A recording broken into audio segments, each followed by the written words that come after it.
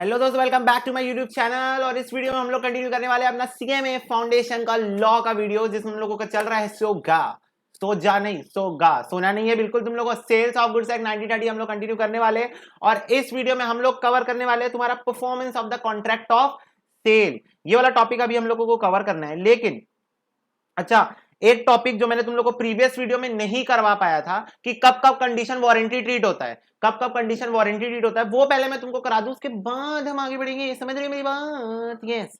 तो देखो, when condition is treated as warranty, कब कब कंडीशन को वारंटी ट्रीट कर सकते हैं। तो पहला, when the buyer waves the performance of the condition. Simple सी बात है, जो बायर है, जो परचेज किया है, वो खुद ही बोल दिया कि जाओ मैंने कंडीशन को वेव ऑफ कर दिया, मेरे को सिर्फ वारंटी चाहिए। मैंने कंडीशन को, जैसे मान लो मेरा कोई मेन पर्पस गुड था, मेन पर्पस, जैसे मान लो मेरा मेन पर्पस क्या था, मैंने लैपटॉप परचेज किया, that should be a gaming PC. अब मैं घर आया, मैं गेम खेला, मैं GTA 5 खेला, मैं वॉकिंग डेड खेला, मैं देखा पीसी मेरा हैंग मार रहा है। मैं गया दुकानदार के पास, मैं बोला यार आपको मैंने बताया था अपना पर्पस कि मेरे को कंडीशन क्या चाहिए, मेन पर्पस क्या था, गेमिंग, और गेमिंग इसमें नहीं हो रही है।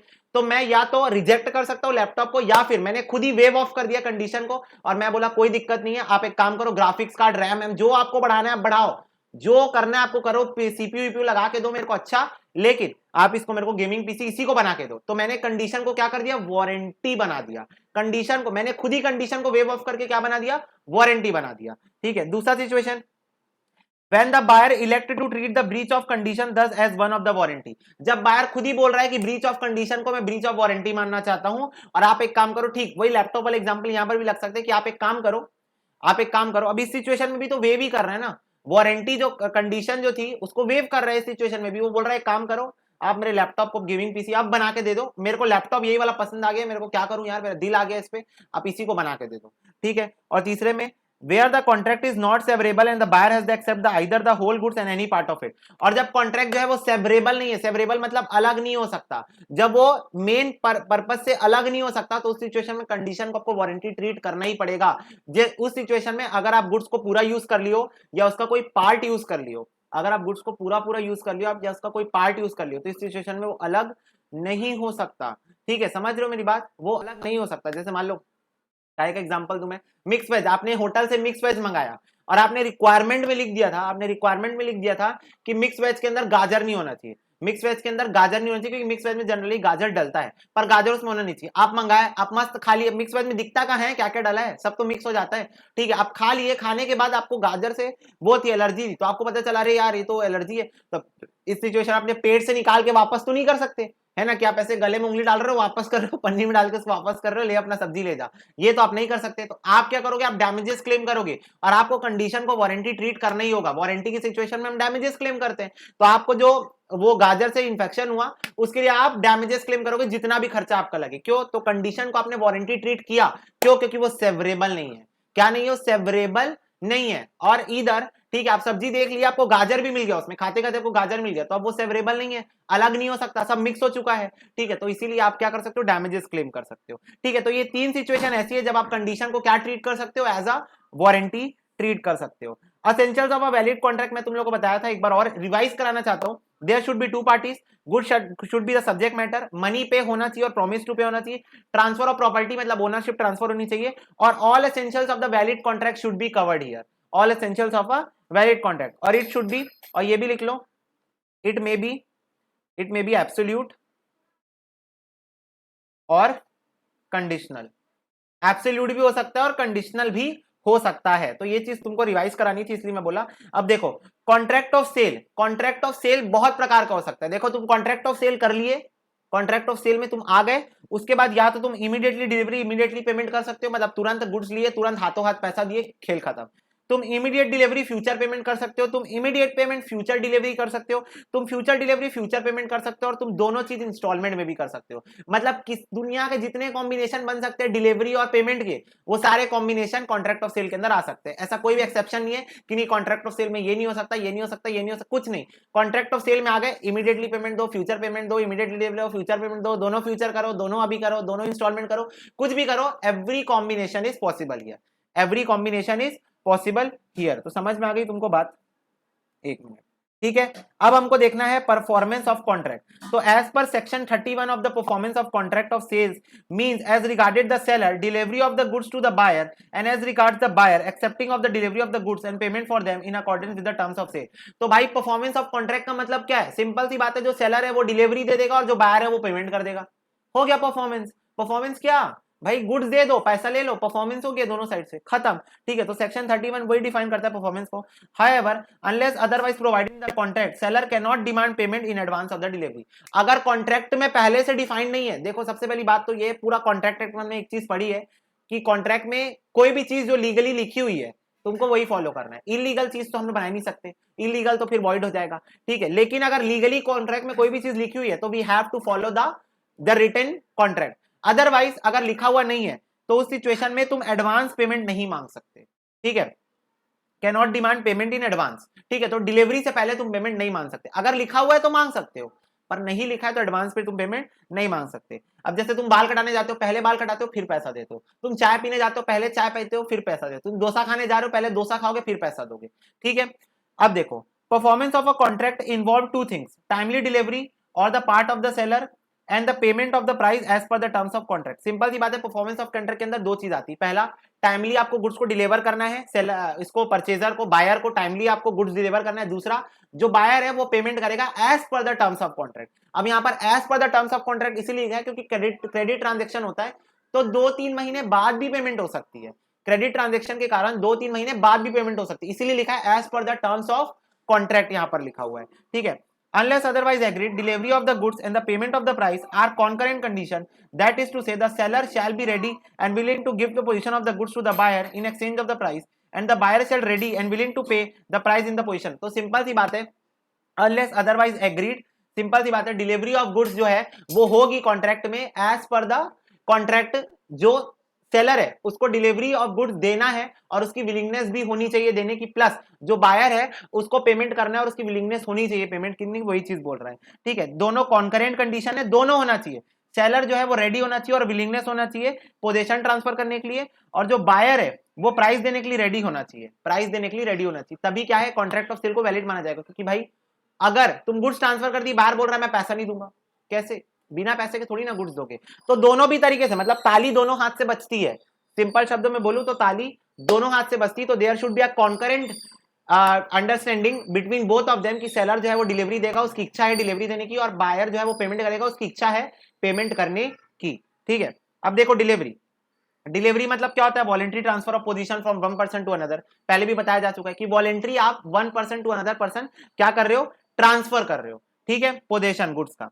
मोड्स ऑफ डिलीवरी 3 टाइप का तुमको सेल्स ऑफ गुड्स एंकर दिखेगा। पहला एक्चुअल, दूसरा सिंबॉलिक, तीसरा कंस्ट्रक्टिव। बहुत ध्यान से समझना, बच्चे जनरली सिंबॉलिक और कंस्ट्रक्टिव में कंफ्यूज हो जाते हैं। एक्चुअल तो बहुत ईजी है, सिंबॉलिक और कंस्ट्रक्टिव में कंफ्यूज हो जाते हैं, पर भाई बहुत स्टीप लाइन डिफरेंस है दोनों में, तो ध्यान से समझना। पहला actual delivery, it is also called physical delivery, where the goods are physically handed over by the seller to the buyer or his agent. The delivery is said to be actual delivery. मतलब physically तुमने ration दुकान वाले को order दिया 10 kilo चावल, 5 kilo आटा, ना धनिया, ना लहसुन, मिर्ची, अदरक, ये सब का, अदरक नहीं बेचता वो, ठीक है, तो ये सब का तुमने ऑर्डर दिया। धनिया पाउडर की बात किया मैं, तो वो आया, बोरी को तुम्हारे घर में छोड़ के चला गया, बोरी में तुम्हारा सारा महीने का राशन था। तो ये क्या है? एक्चुअल डिलीवरी, जहां पर तुमको फिजिकली उसने हैंड ओवर कर दिया तुम्हारा सामान, तुमको फिजिकली उसने हैंड ओवर कर दिया तुम्हारा सामान, तो this is what actual delivery. Thus, the seller of a car hand over the car to a buyer. जैसे एक ए जो है वो बी को कार बेच रहा है, तो ए आके बी के घर में कार को फिजिकली छोड़ के चला गया, तो this is what actual delivery. ठीक है, मतलब फिजिकली तुम सामान बायर तक पहुंचा दो, this is actual delivery, simple.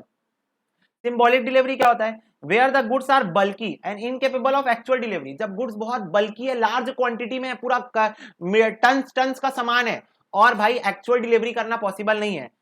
The means of obtaining possession of the goods are delivery by the seller to the buyer. Such delivery is said to be symbolic. Simple सी बात है, the means of obtaining possession, the means of obtaining possession क्या होगा? Delivery देने का तरीका होगा। जैसे मान लो मेरे गोडाउन में 200 टन क्विंटल चावल पड़ा हुआ है, अब इसका एक्चुअल डिलीवरी करूं मैं इसी शहर में, सेम शहर में, मान लो, चलो कॉमन सेंस लगाते हैं यहाँ पर। कॉमन सेंस क्या है? देखो कि मेरा खुद का वेयर हाउस है, मेरा खुद का वेयर हाउस है और वहां पर 200 टन क्विंटल चावल पड़ा हुआ है, ठीक है। अब सेम शहर में बस 10 किलोमीटर दूर में एक वो रहता है, रिटेलर रहता है, वो बोला सर पूरा 200 क्विंटल टन चावल मैं खरीदने के लिए रेडी हूँ। तो मैं बोला ठीक है भाई खरीद ले। तो अभी सिचुएशन में तुम खुद सोच के देखो, 200 क्विंटल टन चावल सिर्फ 10 किलोमीटर के लिए ट्रक लगा के वो करना कितना उसके लिए भी लॉस वाला होगा, मेरे लिए भी लॉस वाला होगा। उससे बेटर है कि उसको जब जब जरूरत पड़े अपना टेम्पो भेजे, 10 बोरी चावल उठाओ लेके जाए। तो मैं सिंपली क्या करूंगा, अपने वेयर हाउस की चाबी उसको दे दूंगा, बोलूंगा ये ले, वेयर हाउस की चाबी उसको दूंगा, बोलूंगा ले रख ले, तेरे को जब जब लगेगा निकाल के लेते जाना, निकाल के लेते जाना, ठीक है। और मान लो वेयर हाउस किराए का है, मैं बोला तू ही रेंट दे देना,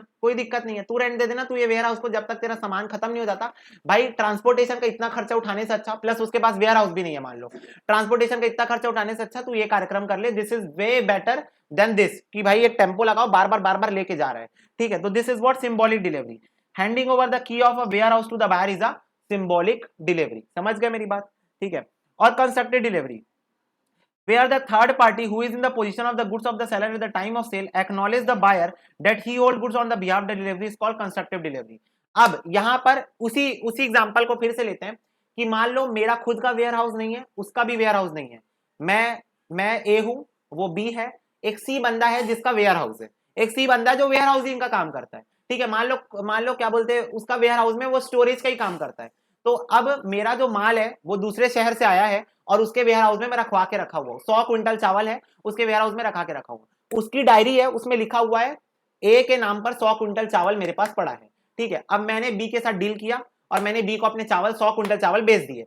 अब बात यहां पर ये उठती है कि बी भी इसी शहर में रहता है, मैं भी इसी शहर में रहता हूं, बी भी उसी वेयर हाउस को यूज करता है, मैं भी उसी वेयर हाउस को यूज करता हूं, सी के हम लोग कॉमन कस्टमर है, हम लोग दोनों वही वेयर हाउस। तो सिंपल सी बात है, मैं सी को कॉल करूंगा, मैं बोलूंगा हेलो मैं ए बोल रहा हूं, मेरा 100 क्विंटल चावल बी के नाम पर मैंने सेल कर दिया है, तू मेरा नाम काट के बी का नाम लिख दे अपनी कॉपी में और बी को भी ये बात इन्फॉर्म कर दे। सी नाम काटेगा मेरा, उसमें बी का नाम लिखेगा और फिर बी को कॉल करके बोलेगा हेलो बी, तेरे नाम का 100 क्विंटल चावल मेरे गोडाउन में पड़ा हुआ है जो ए ने ट्रांसफर किया है, जो ए ने ट्रांसफर किया मेरे गोडाउन में पड़ा हुआ है।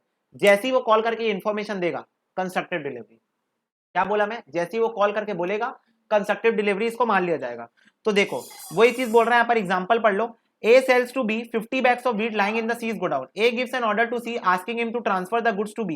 C assent to the such order and transfer the goods in his books to B. A then hand over the order to B. This is the constructive delivery. तो समझ में आए कंस्ट्रक्टिव डिलीवरी और symbolic और constructive में difference समझ में आया कि मेरा खुद का वेयर हाउस है, मैंने चाबी जो है वो अगर बी को दे दी, ए का खुद का वेयर हाउस है, बी को चाबी दे दी, ये ले इसमें सामान पड़ा हुआ है 200 क्विंटल, तो वो सिंबॉलिक डिलीवरी होगा। लेकिन हमारे भी हाथ में कोई थर्ड पार्टी रखा हुआ है, कोई थर्ड पार्टी हमारा गुड्स लिखा हुआ है और उस थर्ड पार्टी की बुक में मैंने अपना नाम कटवा के बी का नाम लिखवा दिया, तो दिस इज कंस्ट्रक्टिव डिलीवरी। और that is the steep line difference between symbolic and constructive delivery, ठीक है। एग्जांपल से इसको समझा जा सकता था बेटर, ठीक है।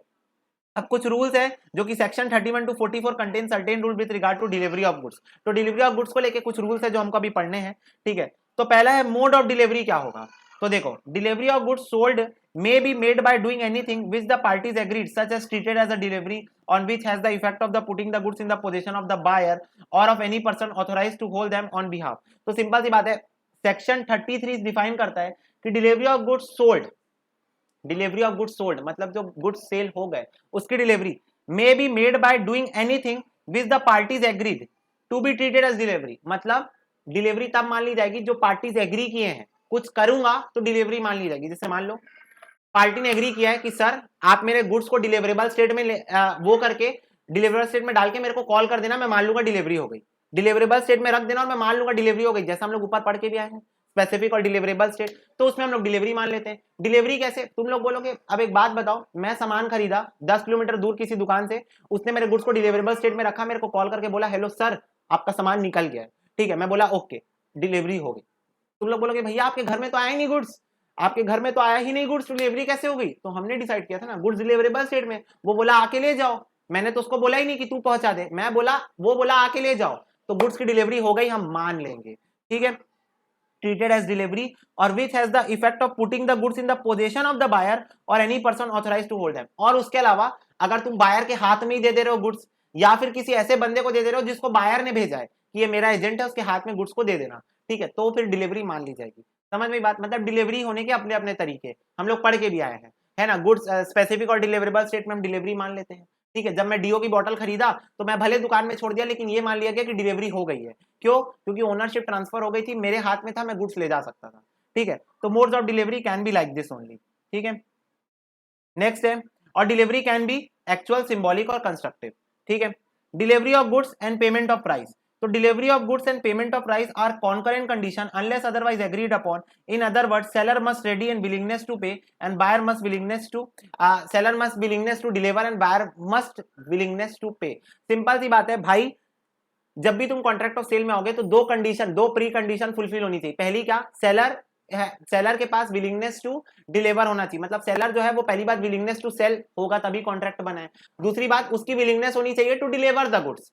दूसरी बात बायर की विलिंगनेस होनी चाहिए फॉर द पेमेंट। तो these are the concurrent condition that should be exist in the contract of sale. Contract of sale में ये दो कॉन्करेंट कंडीशन होनी ही चाहिए। These are the essential. ठीक है। Effect of a part delivery. As per section 37, a delivery of part of goods in a progress of the delivery of the whole has the same effect for the purpose of passing the probability in such goods as a delivery of whole. But a delivery of a part of goods with an intention of severing it from the whole does not appear as a delivery of the remainder. Simple सी बात है, delivery of the part of goods मतलब मान लो कि goods का एक पूरा bulk है, एक लॉट है, 100 kg का गुड्स जाना है पर उसमें से 80 kg का डिलीवरी हुआ है, तो आप क्या बोलोगे, भैया पार्ट डिलीवरी हुआ है। गुड्स का सिर्फ एक पार्ट, 100 किलो का गुड्स था, 80 किलो ही बस डिलीवर हुआ है, 20 किलो अभी बचा है, तो पार्ट डिलीवरी अभी बस हुई है, पर इसको फुल माना जाता है। इस डिलीवरी को क्या माना जाता है, फुल। क्यों? क्योंकि ओनरशिप ट्रांसफर हो गई है, गुड्स डिलीवरेबल स्टेट में पड़े हुए हैं, आपको पूरा 100 किलो ले जाना चाहिए था, आप 80 किलो लेके गए, आपकी गलती, हम तो मानेंगे पूरा 100 किलो डिलीवर हो गया। 20 किलो आपका रखा हुआ है, आप जब चाहो आके ले जाओ, उसमें कोई दिक्कत वाली बात नहीं हो। 20 किलो मैं अपने पास नहीं रख लूंगा, 20 किलो आप जब भी ले जा सकते हो, पर हम ये मान लेंगे कि डिलीवरी हमारे तरफ से हो गई है। क्यों? क्योंकि 100 किलो रेडी पड़ा है, आप 80 किलो लेके गए, वो आपकी चीज है। लेकिन इसके ऊपर एक कंडीशन है कि अगर but a delivery of a part of goods with an intention of savouring it, मतलब अगर आप डिलीवरी ले रहे हो पार्ट ऑफ गुड्स की और आपका इंटेंशन है उसको अलग शो करना, मतलब 80 किलो को अलग शो करना, 20 किलो को अलग शो करना, उस सिचुएशन में हम लोग ये मान सकते हैं कि ठीक है रिमाइंडर ऑफ द गुड्स जो है वो डिलीवर नहीं हुआ है। उस सिचुएशन में मैं मान सकता हूं कि 20 किलो गुड्स अभी डिलीवर नहीं हुआ है, पर उसमें आपको बताना पड़ेगा आपका इंटेंशन कि मैं चाहता हूं कि 80 किलो और 20 किलो मेरे घर का चावल था, 80 किलो मेरे दुकान का चावल था, तो मैं इसको अलग दिखाना चाहता हूं। I want to sever it, मैं इसको अलग दिखाना चाहता हूं। उस सिचुएशन में मैं मान लूंगा कि 20 किलो डिलीवर अभी नहीं हुआ है, 20 किलो अभी डिलीवर नहीं हुआ है, इस सिचुएशन में मान लिया जाएगा। But in the general sense part delivery को फुल ही कंसिडर किया जाता है, पार्ट ऑफ द डिलीवरी को in a general sense full delivery consider किया जाता है। ठीक है, तो देखो, A directed the wire finger to deliver his goods lying at the wharf to B to whom these goods have been sold. ठीक है। B weighted the goods and took away a part of them. Held a delivery of a part of the goods has been taken place, which has the effect of delivery as a whole. तो A ने वार finger को बोला, who is war finger, जो dock होता है ना, dock जहां पर शिप रुकती है, तो जो शिप जहां पर रुकती है तो जो माल उतार के अपने पास रखा रहता है कस्टडी में, वो वार फिंगर होता है। ठीक है, और वार्फ उस जगह को बोलते हैं, वार्फ उस जगह को बोलते हैं जहां पर सामान रखा था, जहां पर शिप ऐसे रुकती है, डॉक रहता है, वो डॉक में जो सामान पड़ा रहता है ना, मूवी में देखे होगे बहुत सारे कंटेनर रहते हैं रेड ब्लू पिंक कलर के, पबजी में भी रहता था।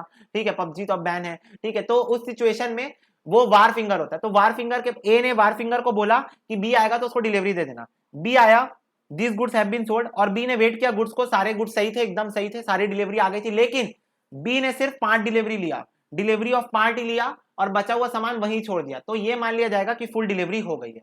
ए अपने तरफ से मान लेगा कि डिलीवरी फुल में हो गई है, बी पार्ट लेके गया, वो बी की गलती, बी को फुल ले जाना चाहिए था, पर ए अपने तरफ से मान लेगा कि पार्ट डिलीवरी को वो फुल कंसिडर कर लेगा। समझ गए मेरी बात? Next step, buyer to apply for delivery. Apart from any express contract the seller of the goods is not bound to deliver until the buyer applies for the delivery. It may also happen that the goods are subsequently acquired by the seller.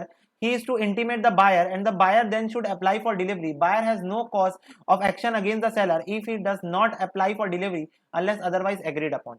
Simple सी बात है, अगर देखो seller ने goods को cell कर दिया, उसके तरफ से कार्यक्रम खत्म। अब अगर बायर डिलीवरी चाहता है तो उसको सेलर को बोलना पड़ेगा कि सर मेरे को डिलीवरी चाहिए, मैं ये फ्रिज खरीदा हूं, मेरे को आप इसको घर पे डिलीवर करके दो।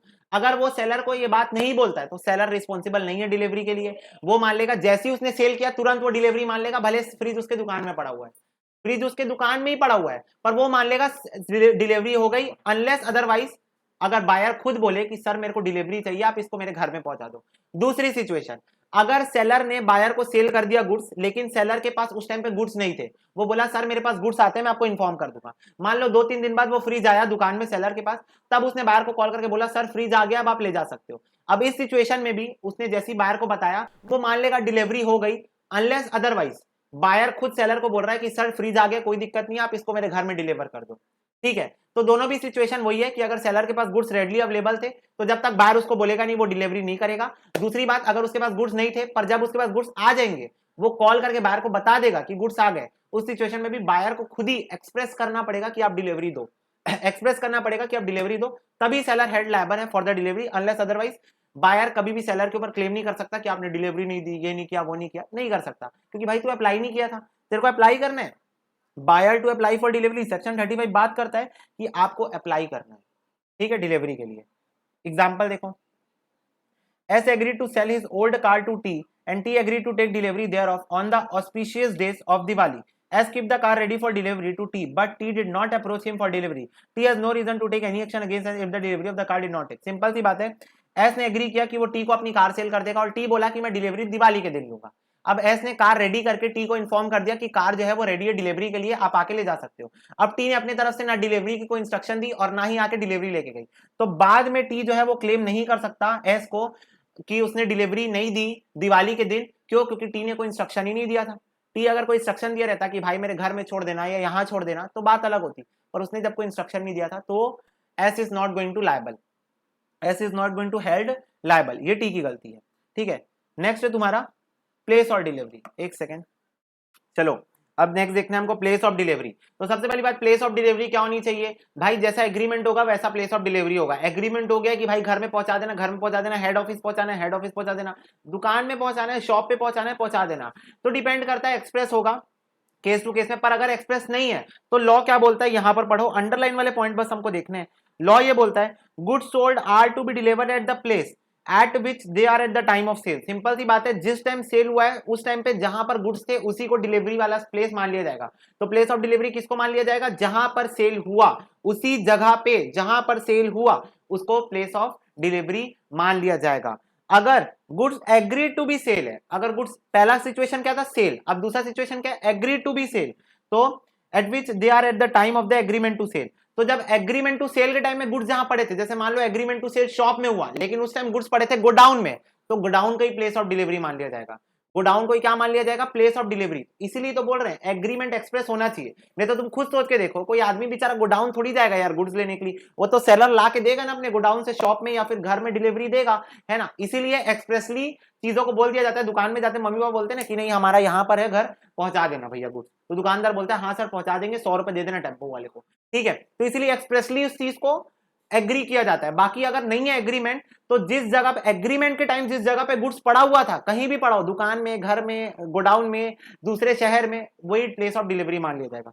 और तीसरी सिचुएशन में अगर एग्रीमेंट के टाइम गुड्स एग्जिस्टेंस में नहीं है, अगर एग्रीमेंट के टाइम गुड्स बने नहीं है, बनने वाले हैं, ठीक है, तो at the place where the goods are manufacture और प्रोड्यूस। जैसे मान लो तुमने केक का ऑर्डर दिया, तो केक का ऑर्डर जब तुम दिए, फोटो केक बनाना था, तो उस टाइम पे गुड्स मैन्युफैक्चर नहीं हुए थे, होंगे बाद में, ठीक है। तो प्लेस ऑफ डिलीवरी किसको मान लिया जाएगा? जहां पर वो केक बनेगा, कहां पर? दुकान में, तो दुकान को ही डिलीवरी मान लिया जाएगा कि दुकान में डिलीवरी हो गई। इसलिए तो केक बनने के बाद तुम खुद जाते हो, शाम को 6 बजे 7 बजे बर्थडे मनाना रहता है ना। रिलेट कर पा रहे हो तो कमेंट सेक्शन में बताना। 6 बजे 7 बजे बर्थडे मनाना रहता है छोटे भाई बहन का, तुमको मम्मी बोलती जा केक लेके आ, ऑर्डर दी थी, ठीक है, तो तुम जाते हो वहां से डिलीवरी लेके आते हो, ठीक है, क्योंकि प्लेस ऑफ डिलीवरी उसके अकॉर्डिंग और लॉ के अकॉर्डिंग वो दुकान ही है, जहां पर वो गुड्स बना वही प्लेस ऑफ डिलीवरी मान लिया जाएगा। This is according to law unless otherwise agreed, ठीक है। तो इसीलिए मैं पहले बोल दे रहा हूं कि अगर एग्रीमेंट नहीं है तो ये सिचुएशन आएगी, ठीक है। नेक्स्ट है टाइम ऑफ डिलीवरी। तो देखो, under the contract of sale the seller is bound to send the goods to the buyer but no time for the sending them is fixed. The seller is bound to send them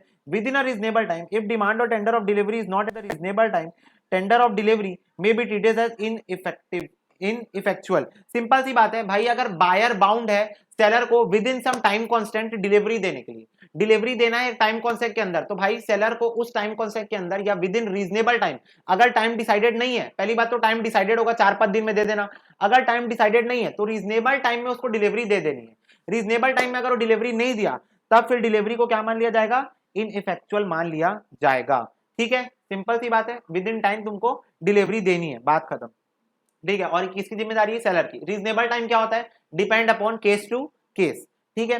goods in position of the third party. देखो तुम लोग क्या करना, जब तुम लोग notes बनाओगे ना इसका, तो नोट्स बनाते टाइम तुम ऐसा करना कि ना साइड हेडिंग लिखना और उसका जो कीवर्ड है, जो सिर्फ कीवर्ड, जैसे यहां पर देखो सिर्फ अपने पास इतने ही कीवर्ड थे, तो जो कीवर्ड है सिर्फ कीवर्ड को लिख लेना। वैसे तो भाई ऑलरेडी 2-3 लाइन की डिस्क्रिप्शन है और कितना छोटा करोगे, 2-3 लाइन की तो डिस्क्रिप्शन है। तो इसलिए मैं बोलता हूँ नोट्स बनाने में टाइम वेस्ट करने से अच्छा जितना टाइम नोट्स बनाने में लगाओगे उतना टाइम इसी को बार बार रिवाइज कर लो, बुक को हाईलाइट करके बार बार इसी को रिवाइज कर लो, टाइम भी बचेगा और एफिशिएंसी भी ज्यादा होगी।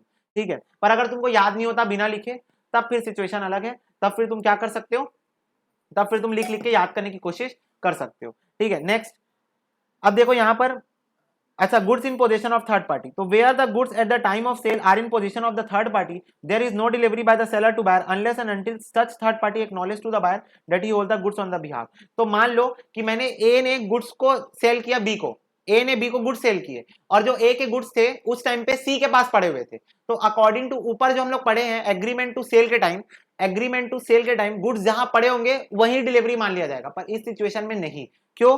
सिचुएशन क्या है, गुड्स जो है वो किसी थर्ड पार्टी के पास पड़ा हुआ है, गुड्स सी के पास पड़ा हुआ है। ऊपर वाला केस ये बोल रहा था कि अगर ए ने बी को गुड्स सेल किए और वो गुड्स ए की वेयर हाउस पे पड़े हुए हैं at the time of agreement of sale, तो ए के वेयर हाउस पे डिलीवरी का पोजीशन प्लेस मान लिया जाएगा, पर इस सिचुएशन में अलग है। ए ने गुड्स के बी के साथ एग्रीमेंट किया और ए के गुड्स सी के पास पड़े हुए, तो जब तक ए सी को कॉल करके नहीं बोल देता कि मेरे गुड्स बी को बिक गए हैं और सी कॉल करके बी को नहीं बता देता कि तेरे गुड्स जो ए ने सेल किए मेरे पास पड़े, तब तक डिलीवरी नहीं माना जाएगा। जैसी सी कॉल करके बी को बताएगा कि तेरे गुड्स मेरे पास पड़े हुए, डिलीवरी मान ली जाएगी। ठीक है, तो देखो एग्जांपल देखो, X sold 50 tons of rice to Y. The goods are lying in the godown of Z. X asked Y to take delivery from the godown of Z.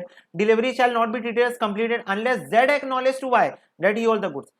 X ने Y को बोल दिया कि तू जाके Z के godown से ले ले, लेकिन जब तक Z Y को नहीं बता देता कि तेरे गुड्स मेरे पास पड़े हुए हैं, तेरे बिहाफ में गुड्स मेरे पास पड़े हुए, तब तक डिलीवरी को नहीं माना जाएगा। समझ में ही बात? ठीक है, तो जब तक जो थर्ड पार्टी वो कॉल करके ना बता दे, ठीक है, तब तक डिलीवरी नहीं मानी जाएगी।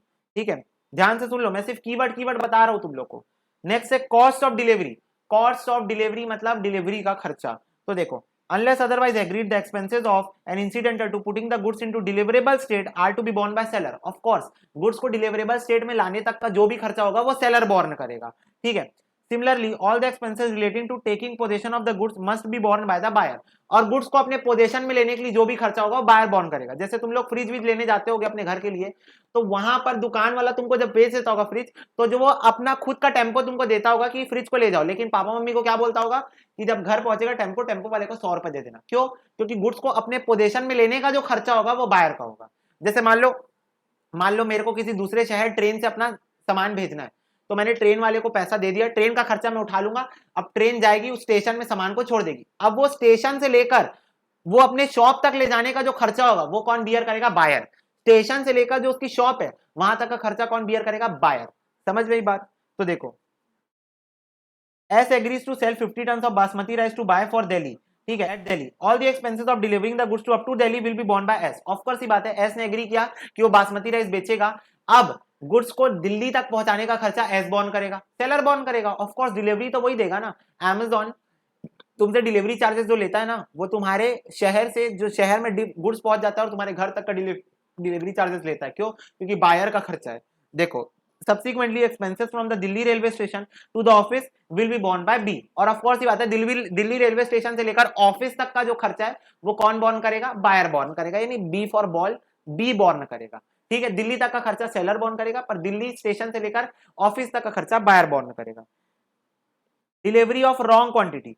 It is not necessary that the delivered quantity always conform to the ordered quantity. If less than contracted quantity is supplied, the buyer may reject them. But if the buyer accept the goods so deliver, he shall pay them the price at the contract rate. Simple सी बात है, अगर तुमने 100 kilo delivery goods मांगा था और तुम्हारे पास 95 kilo आ रहा है, तो आपके पास राइट है कि आप उस पूरे लॉट को रिजेक्ट कर सकते हो कि मेरे को 5 किलो कम मिला है, तो आप रिजेक्ट कर सकते हो। Either you can accept the 95 kg और you can pay the amount for 95 kg according to the contract price. मान लो 10 रुपए किलो के हिसाब से देना था, तो 950 रुपए आप दे दोगे।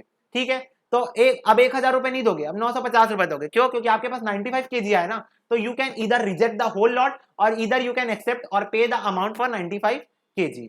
ठीक है, एग्जाम्पल देखो, यहां पर वही दिया है, उसको पढ़ लेना। Similarly If a quantity of goods larger than the contracted to sell is delivered, the buyer may accept the good included in the contract and reject the rest, and he may reject the whole. Or if the buyer accept the whole of the quantity so deliver, he shall pay the. Simple सी बात है, अगर तुमने 100 kilo order किया था और 110 kilo आ गया, तो आप 100 किलो एक्सेप्ट करके 10 किलो रिजेक्ट कर सकते हो, आप पूरा 110 किलो रिजेक्ट कर सकते हो, और आप पूरा 110 किलो एक्सेप्ट कर सकते हो। पहली सिचुएशन में आपको कुछ भी प्राइस नहीं पे करना पड़ेगा, है ना, क्योंकि आपने 100 किलो अगर आप एक्सेप्ट करके 10 किलो रिजेक्ट कर रहे हो तो 100 किलो का प्राइस आप पे करोगे। दूसरी सिचुएशन में आपको कुछ भी नहीं पे करना पड़ेगा क्योंकि आपने पूरा 110 किलो रिजेक्ट कर दिया।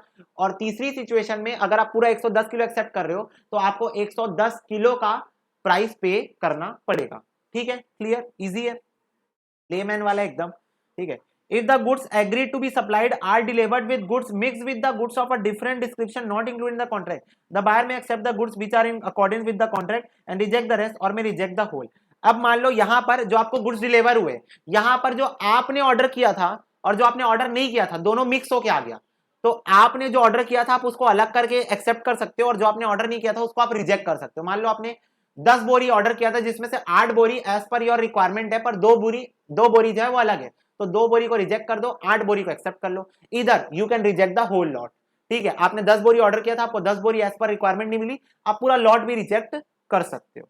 ठीक है, एग्जाम्पल में भी देखो वही दिया है, वही सर्टेन टिम्बर वाला एग्जांपल देखो, मैं जो देता हूं वैसे ही कुछ एग्जांपल रहता है, तो तुम लोग एक बार रीड देखो। मैं एक चीज रेकमेंड कर रहा हूं, तुम लोग लेक्चर देख के बस तुम लोग को हाँ समझ में आ गया, अंडरस्टैंडिंग हो गई, ये चीज नहीं बनेगा, तुमको रीड करना पड़ेगा खुद से, क्योंकि तुमको लॉ की लैंग्वेज खुद भी। अब तुम लोग ये सोचते होगे मेरे को सारे प्रोविजन याद है, मैं पहला लाइन पढ़ के तुमको बता सकता हूँ, साइड हेडिंग पढ़ के बता सकता हूँ प्रोविजन क्या है, लेकिन मैं पूरा लाइन क्यों पढ़ता हूँ, ताकि तुमको समझ में आए कि कैसे मैं लाइन को पढ़ के उसको हिंदी में तोड़ रहा हूँ।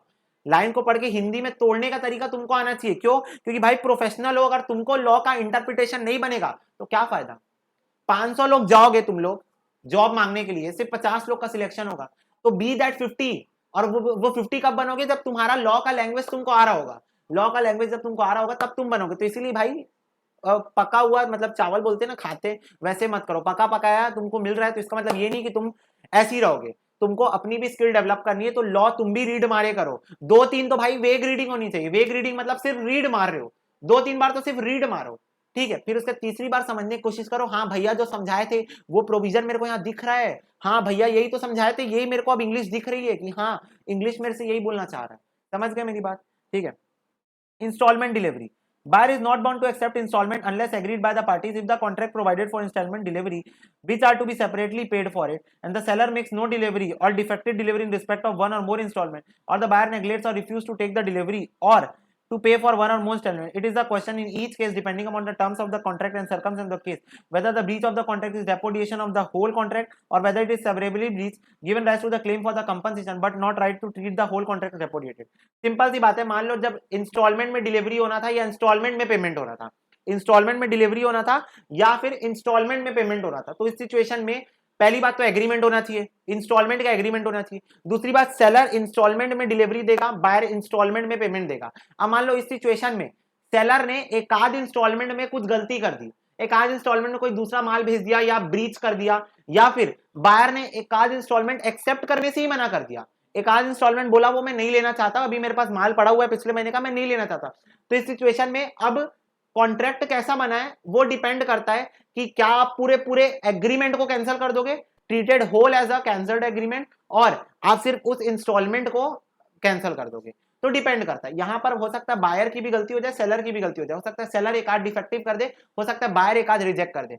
तो वो डिपेंड करता है कॉन्ट्रैक्ट कैसा फ्रेम किया गया है कि पूरे को रिजेक्ट कर दो या फिर सिर्फ वो जो एग्जैक्टली जो इंस्टॉलमेंट में ब्रीच हुआ है उस इंस्टॉलमेंट को रिजेक्ट कर दो। तो डिपेंड करता है केस टू केस।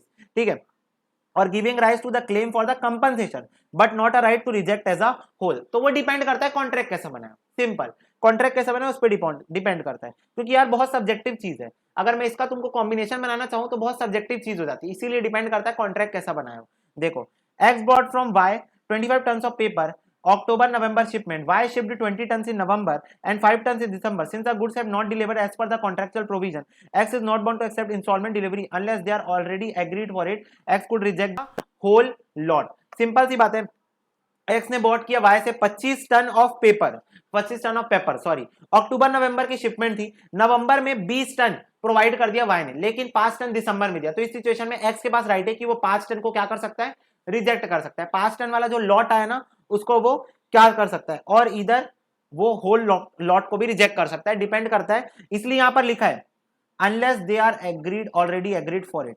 ठीक है, तो यहां पर वो लिखा है unless they are already agreed for it, मतलब उन लोग अगर ऑलरेडी इस पे एग्रीमेंट बना चुके हैं तब तो फिर कोई बात ही नहीं बन रही, वो लोग अपने हिसाब से डिसाइड कर लेंगे। ठीक है, कि नहीं भाई एक्सेप्ट कर लेना, लेट हो गया, 5 टन पेपर इस महीने एक्सेप्ट कर लेना, दिसंबर में एक्सेप्ट कर लेना। ठीक है, तो वो सिचुएशन यहां पर केस टू केस वेरी करेगी।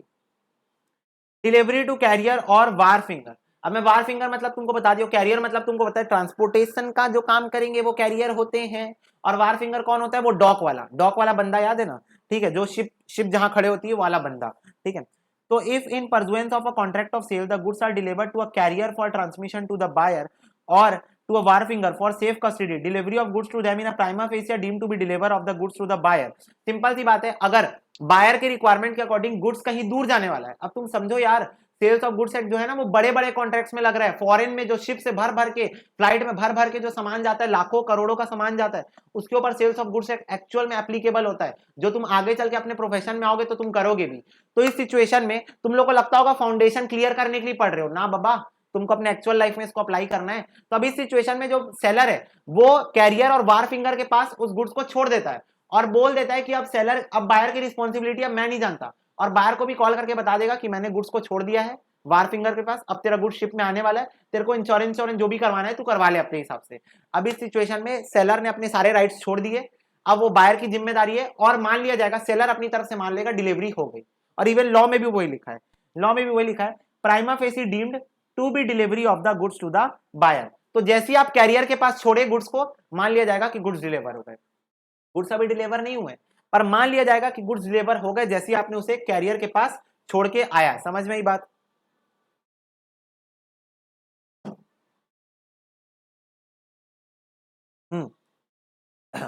In such a case, the seller must enter into a reasonable contract with the carrier, Warfinger, on behalf of the buyer for same transmission or custody of the goods। और इस situation में seller जो है वो भाई बोलेगा थोड़ा वारफिंगर को कि बेटा ध्यान से लेके जाना गुड्स को, है ना, ये बायर के गुड्स है, इसको संभाल के लेके जाना, सेफ कस्टडी में अपने पास रखना।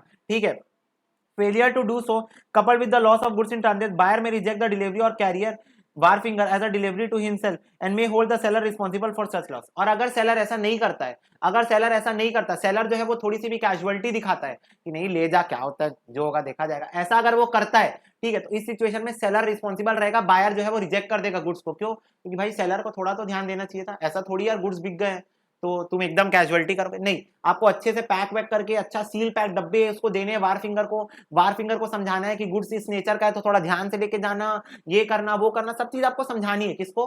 सेलर को।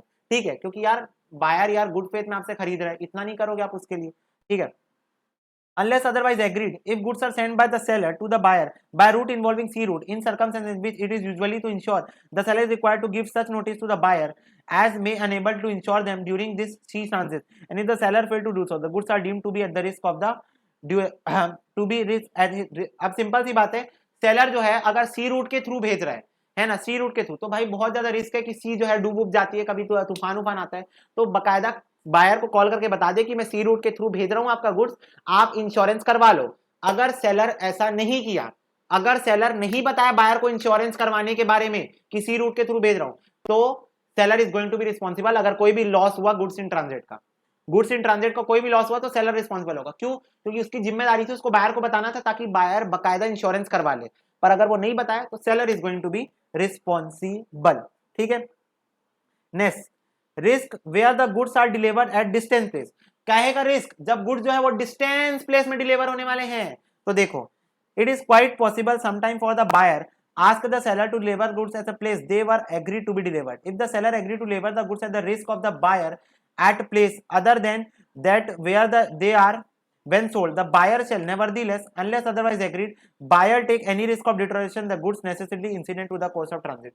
सिंपल सी बात है, अगर बायर सेलर से रिक्वेस्ट करता है कि मेरे को गुड्स यहां नहीं चाहिए, मेरे को आप इस पर्टिकुलर प्लेस में गुड्स डिलीवर करके दे दो, मतलब कोई डिस्टेंस प्लेस है, कोई दूर की प्लेस है, मेरे को आप यहां डिलीवरी दो, उन लोग एग्रीमेंट दुकान में बैठ के किए, पर वो बोला डिलीवरी मेरे को आप यहां देना, तो अनलेस अदरवाइज एग्रीड, मतलब अगर एग्रीमेंट नहीं हुआ है तो इस सिचुएशन में डिफॉल्ट केस में यही माना जाएगा कि ओनरशिप ट्रांसफर हो गई है, तो रिस्क कौन बियर करेगा? बायर।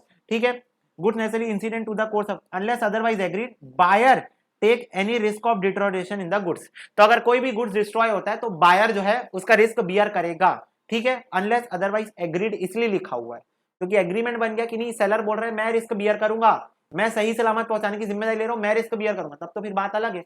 पर अगर एग्रीमेंट नहीं है तो बायर रिस्क बियर करेगा। तो देखो, S sold 50 ton of sugar to T, T requested him deliver the same to him at the risk, at his risk. मतलब टी बोला कि मेरी जिम्मेदारी है, आप मेरे को चाइना में डिलीवरी दो। टी बोल रहा है मैं अपनी जिम्मेदारी ले रहा हूं, आप मेरे को चाइना में करके दो delivery instead of Delhi. S agree to deliver the same to China at the risk and cost of T. During transit 5 ton of sugar was lost due to transit leakage, another 5 ton got moisture. The loss in transit and the deterioration in the quality will be borne by T. T borne करेगा, क्यों? क्योंकि T ने बोला था मेरे risk पे आप deliver करो, टी खुद ही बोल दिया था मेरे रिस्क पे आप डिलीवर करो। बायर खुद ही बोल रहा है कि जब मेरे रिस्क में आप चाइना में डिलीवरी करो तो ये जो 10 किलो शुगर, ये 5 किलो और ये 5 किलो शुगर जो लॉस हो गया इन ट्रांजिट, वो कौन बियर करेगा? टी खुद बियर करेगा। समझ में आई बात? लास्ट पॉइंट है buyer's right of examination of the goods. Section 41 buyer को राइट देता है कि वो एग्जामिन कर ले गुड्स को which are deliver to him which he has not previously examine. तो अगर बायर पहले जब डिलीवरी में ट्रक में चढ़ाया जा रहा था उस टाइम पे गुड्स को एग्जामिन नहीं किया है तो उसके पास राइट है कि जब गुड्स उतारे जाएंगे तो वो गुड्स को एग्जामिन कर सकता है, उसके पास ये राइट है, ठीक है। सेक्शन 41 ने उसको ये राइट दिया है। He is not deemed to be accepted unless and until he has reasonable opportunity to examine them for the purpose of ascertaining whether the goods are in conformity with the contract। ठीक है, जब तक उसको ये right नहीं दिया जाएगा goods examine करने का, जब तक उसको राइट नहीं दिया जाएगा तब तक कॉन्ट्रैक्ट को फाइनलाइज नहीं माना जाएगा। उसको राइट देना पड़ेगा किसका? एग्जामिन करने का। किसको? बायर को। बायर के पास राइट है कि वो गुड्स को एग्जामिन कर ले, जब तक वो गुड्स को एग्जामिन नहीं करेगा तब तक डिलीवरी नहीं मानी जाएगी। समझ गए मेरी बात? तो वो एग्जामिन करेगा, उसके बाद ही डिलीवरी मानी जाएगी कि भाई गुड्स जो है वो एज पर कॉन्ट्रैक्ट है भी या नहीं, एज पर सैंपल है भी या नहीं। तो these are the 13 point which we are discuss regarding the essentials of a delivery. ठीक है, rules regarding the delivery of the goods. तो कोई भी पॉइंट अगर तुमको नहीं समझ में आया तो you can ask me in the comment section below. और अगर मैं कमेंट में रिप्लाई नहीं कर पा रहा हूं क्योंकि आजकल बहुत ज्यादा ही कमेंट आ रहे हैं, मतलब एकदम जैसे जैसे, अब मेरे को इस चीज की उम्मीद है कि तुम लोग बच्चे समझोगे कि पहले अपने जो फैमिली थी वो छोटी थी तो जितने भी कमेंट आते थे I can able to reply, but nowadays family are becoming bigger and bigger, है ना। तो और बड़ी बनानी है तो शेयर कर दिए करो वीडियो को, ठीक है। तो फैमिली जैसे जैसे बड़ी होते जा रही है तो उस सिचुएशन में सबका रिप्लाई नहीं कर पा रहा हूँ, ठीक है। ऑल्दो हमारी इंटर की भी फैमिली हो गई है, पहले हम लोग सिर्फ फाउंडेशन वाले थे, अब इंटर वाले भी आ गए, तो दोनों तरफ से ध्यान देना पड़ता है, सबको ध्यान देना पड़ता है। तो इसीलिए अब इंस्टाग्राम है और टेलीग्राम है और 3-3 जगह यूट्यूब, कैसे रिप्लाई करो? तो इसीलिए अगर कोई डाउट आता है ना तो मेरे को टैग करके भले टेलीग्राम में पूछ लिए करो, ठीक है। तो अगर मेरे को बनेगा मैं जरूर से रिप्लाई करूंगा, कोई दिक्कत की बात नहीं। वैसे तो तुमको पॉइंट सारे क्लियर हो गए। तो that is all for this video guys. मिलते हैं तुम लोग से अगले वीडियो में which is going to be the last video for the SOGA. Like कर दो, शेयर कर दो, कमेंट कर दो। God bless you, take care, bye bye.